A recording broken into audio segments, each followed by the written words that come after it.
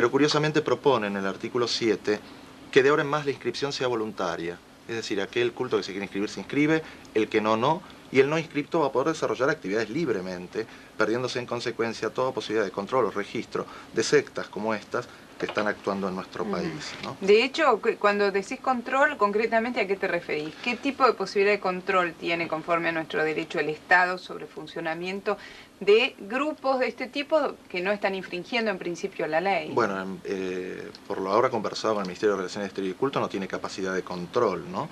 Por eso creemos, y así lo hicimos saber al Ministerio de Relaciones Exteriores, que sería conveniente que el registro de cultos dependiera del Ministerio de Justicia y no del Ministerio de Relaciones Exteriores. En varios países de Europa el registro de cultos depende del Ministerio de Justicia, que sí puede ejercer un control frente a un delito, ¿no? O sea, el control no es que estén vigilando todos estos cultos, sino que frente a cualquier denuncia de un damnificado, automáticamente se pongan en funcionamiento los mecanismos legales para preservar a la sociedad de daños como este.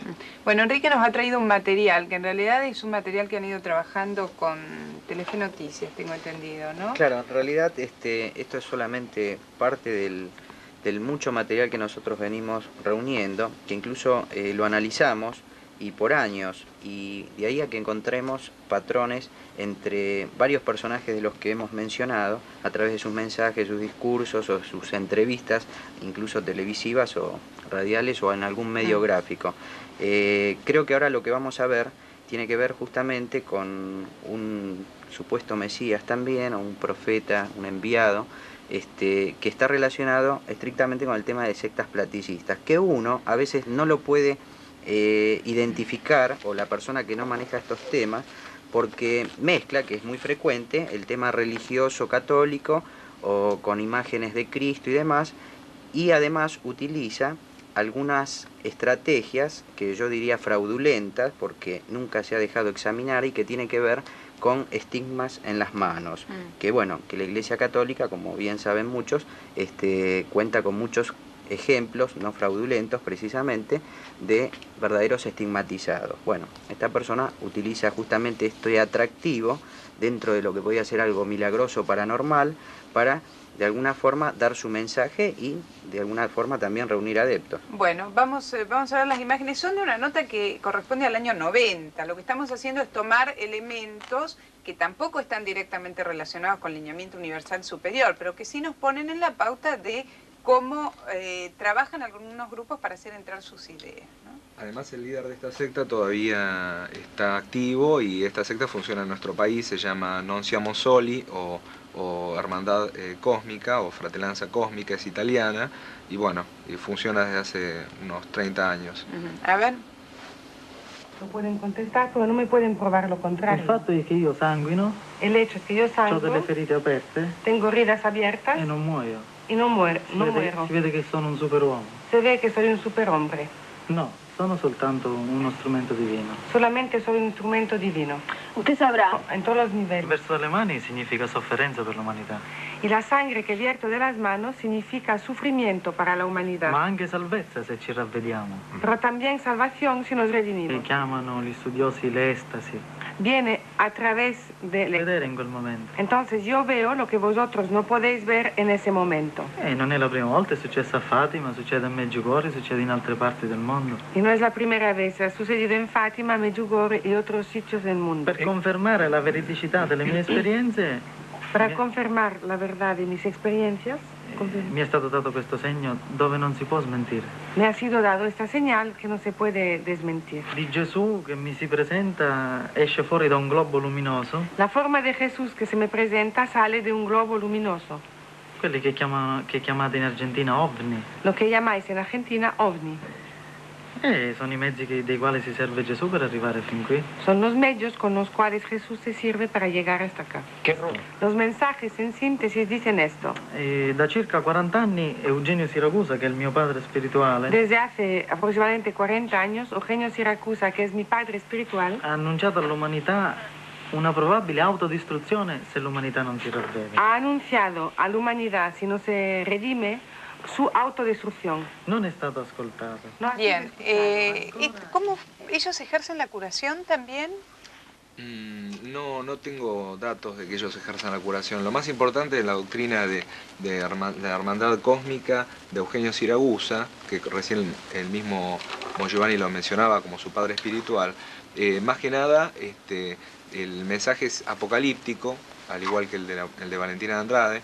Y un dato interesante con respecto a esta secta, que se anunció públicamente a principios de este año en nuestro país, en una reunión que se organizó en el Centro Cultural San Martín, que hubo bastante gente, ¿no? Es que en el año 91, para octubre del año 91, ellos vaticinaban el fin del mundo. Incluso en algunos puntos de España ya tenían organizados búnkeres subterráneos donde estaban refugiados sus adeptos con alimentos, armas, esperando el inminente apocalipsis, ¿no? Bueno, finalmente nada ocurrió, como sabemos, la secta sigue funcionando, y hay un dato interesante, y es el siguiente, que muchas veces uno dice, bueno, efectivamente, la fecha llegó, la profecía falló, y cómo puede ser que siga la gente enganchada en esos grupos, ¿no? Y sin embargo, estas profecías fallidas a veces refuerzan la dependencia del culto, porque y sobre todo entre la gente más cercana a los líderes, porque estas profecías fracasadas en realidad no fracasan, son exitosas porque gracias a los poderes de los líderes se evitó el final de los tiempos, por ejemplo, ¿no? Y se pueden... Que la divinidad superior te está poniendo a prueba, a ver si uno puede llegar a tolerar, es decir, que una nueva adscripción a la secta o al movimiento apocalíptico, después de que falló una profecía de tamaño calibre, indica todavía una mayor voluntad y un mayor sacrificio porque se ve expuesto al ridículo ajeno, etcétera. Sí.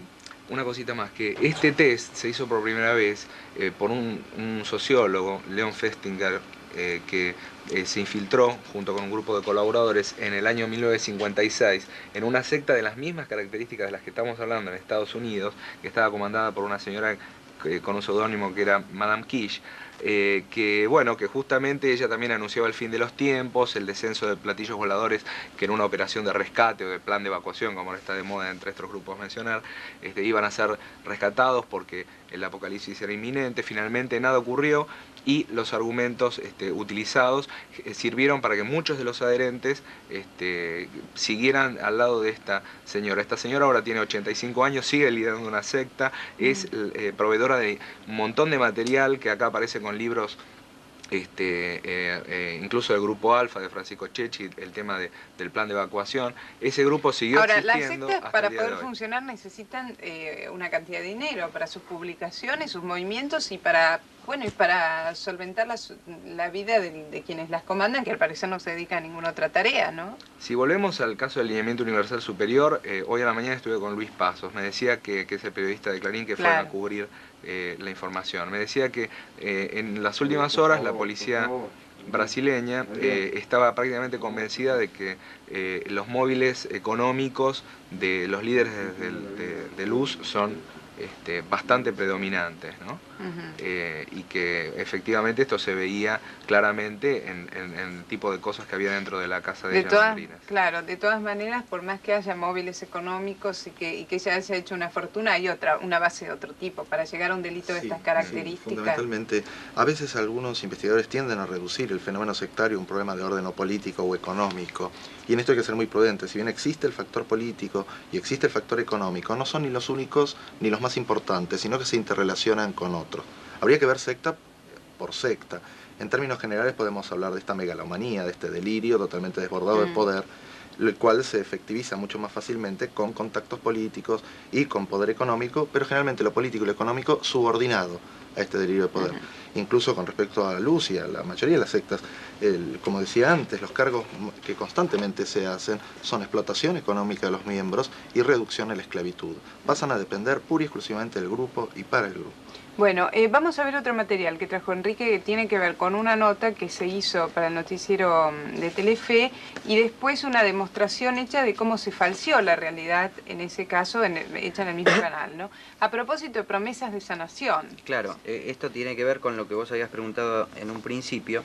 Muchas de estas organizaciones o sectas por lo general, uno de los grandes ganchos que utilizan es el tema de las curaciones. Sí, yo dije sanación tomando una palabra muy mal usada porque vi el video antes, en realidad es curación. Claro, y vos fíjate, cuando vos hablás también del tema de la relación del caso Guyana, Jim Jones, que trabajaba conjuntamente con su esposa, ella, Marceline, utilizaba algo similar a lo que vamos a ver ahora, más dentro de lo que serían las operaciones de los filipinos, que ya en algún momento hemos hablado acá, que extraen órganos aparentemente penetrando las manos en el cuerpo del enfermo, y utilizaba ese tipo de curaciones para de alguna forma atraer a la gente también y mantenerlo siempre firme como... Claro, de lo que se trata de demostrar, por lo menos eso es lo que hace Enrique en este caso, es que no penetran realmente en el cuerpo, sino que están utilizando técnicas del ilusionismo para hacer estas operaciones. Ahora, esto se hace en el Cerro Uritorco, que es un lugar muy popular y de gran convocatoria,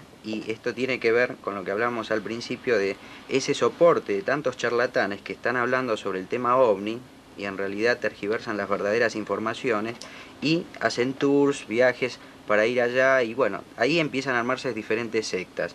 Bueno, esta es una persona que seguramente por el auspicio, el soporte de algún grupo de estos que hablaba Alejandro recién sobre el tema de OVNI, lleva a cabo este tipo de cosas. Y es un atractivo más para que la gente siga yendo allá al Cerro Uritorco, donde ocurre de todo, ¿verdad? Bueno, vamos a ver la primera parte. Atrás mío está el Uritorco. Aquí desde hace un par de años ocurren cosas bastante extrañas, avistajes de naves extraterrestres, pero también han venido lo que se llaman los médicos del aire. Es gente que interviene quirúrgicamente y, según dicen, han conseguido dominar, entre otras cosas, el cáncer. A ellos los vamos a ver. Acompáñenme, sígame. Vamos hacia uno de los faldeos del Uritorco, muy cerca de la localidad cordobesa de Capilla del Monte. ¿A quiénes vamos a ver? A los médicos del aire. Acompáñenme. Aquí. ¿No es cierto? 65. 86, 5. Muy bien. ¿Por qué usted viene aquí? ¿No es cierto? Porque tiene fe, porque tiene deseos de curarse, porque tiene ganas de sentirse mejor, ¿verdad? Sí, para eso he sentido. Bien. Tiene problemas en el aparato digestivo. Eso es. Tal vez problemas de cáncer que deberíamos averiguar a través de la ciencia. Bien. Aparentemente parece haberse expandido para el lado del hígado y parte del mediastino. Bueno, no sé, eso tendríamos que ver porque yo eso no lo sé. Pero yo siento algo que no me va, me quita el hambre, me quita la gana de caminar. Las ganas de hacer cosas. La de ganas de hacer cosas.